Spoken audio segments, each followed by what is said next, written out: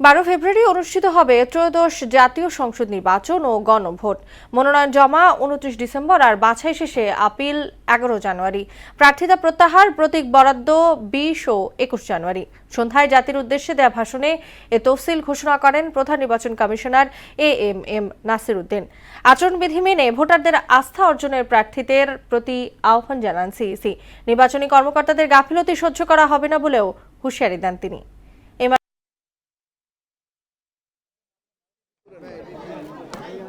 জাতীয় নির্বাচন ও গণভোটের তফসিল ঘোষণার আগে ব্রিফিং করেন ইসির সিনিয়র সচিব আক্তার আহমেদ। তিনি জানান, সংসদীয় আসনের সীমানা নির্ধারণে আদালতের আদেশ মানবে কমিশন। মাননীয় আদালতের আদেশ অনুযায়ী একটা সংশোধনী এটা নেওয়া হচ্ছে।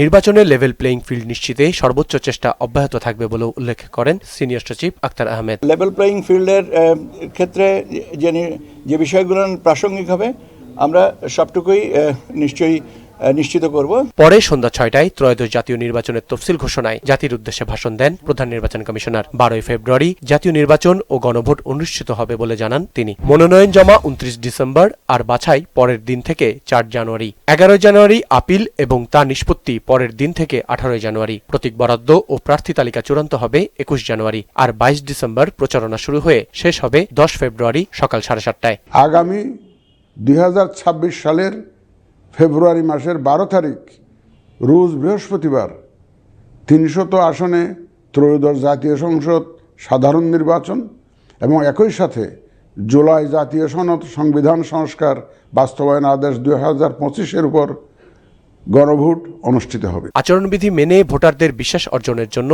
প্রার্থীদের আহ্বান জানান সিইসি। নির্বাচন কর্মকর্তাদের নিরপেক্ষ থাকার নির্দেশও দেন তিনি। আসুন আমরা আচরণবিধি মেনে একটি শান্তিপূর্ণ ও উৎসবমুখর নির্বাচন নিশ্চিত করি।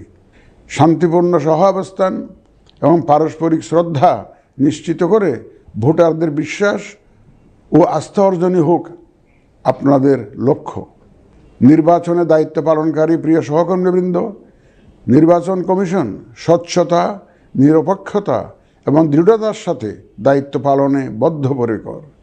কমিশনের অংশ হিসাবে আপনারা নির্ভয়ে সততা ও নিরপেক্ষতার সাথে দায়িত্ব পালন করবেন।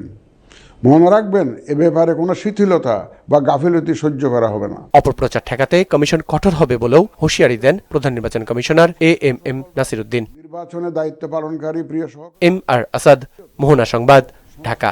সকল